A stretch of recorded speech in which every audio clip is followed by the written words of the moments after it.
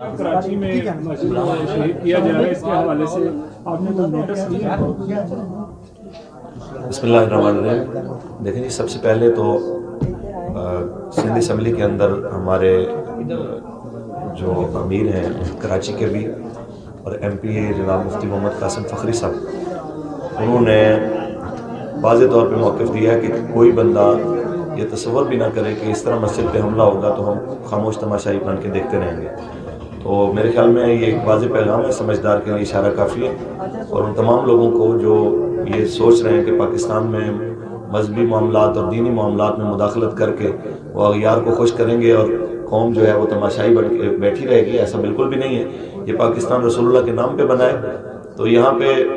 رسول اللہ کے دین کی اور جہاں رسول اللہ صلی اللہ علیہ وسلم کے دین کی وجہ سے جن مقامات کی عزت اور حرمت ہے ان کا تحفظ کیا جائے گا۔ لیکن سر، ماضی میں دیکھا جاتا ہے کہ اس طرح کے احکامات زیادہ جلدی مانے جاتے ہیں، اس حوالے سے کیا کہیں گے؟ دیکھیں جی، یہ تو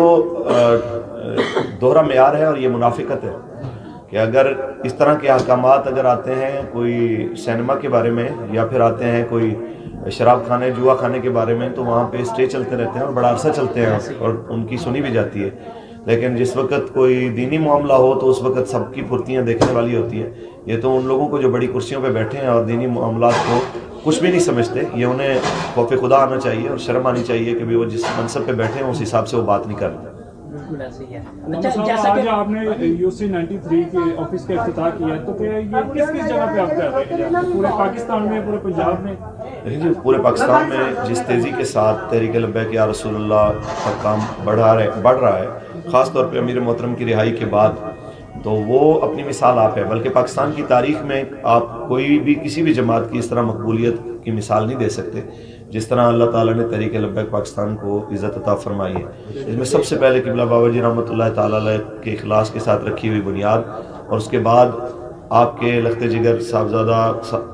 سعد حسین رضوی صاحب دامت برکاتہم العالیہ ہمارے مرکزی امیر، ان کا اخلاص اور ان کے ساتھ تمام شہداء کے جو ورثاء جس استقامت کے ساتھ کھڑے ہیں، شہداء کا خون جس انہوں نے جذبے اور استقامت کے ساتھ اپنی قربانیاں پیش کی، زخمی یہاں اسیران، یہ شاید ان میں کوئی ایسا ہو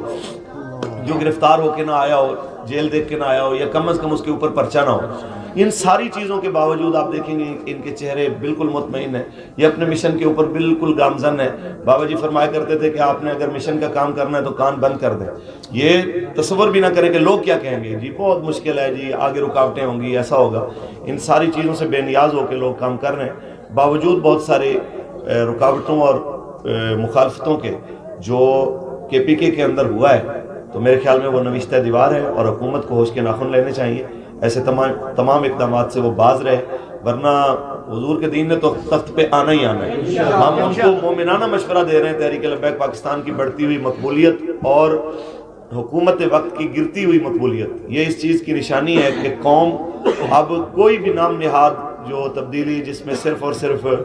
وعدے ہوں، نوکریوں کے، گھروں کے، لیکن اس کے اندر حقیقت میں کچھ نہ ہو، ان سے بالکل سیراب ہو چکی ہے، بالکل سیر ہو چکی ہے۔ اب قوم جو ہے وہ حقیقی معنوں میں رسول اللہ کا دین چاہتی ہے، حقیقی معنوں میں عدل و انصاف کا دورہ چاہتی ہے، حقیقی معنوں میں وہ قائد کا پاکستان چاہتی ہے جس کا نعرہ تھا پاکستان کا مطلب کیا، لا الہ الا اللہ، دستور ریاست کیا ہوگا۔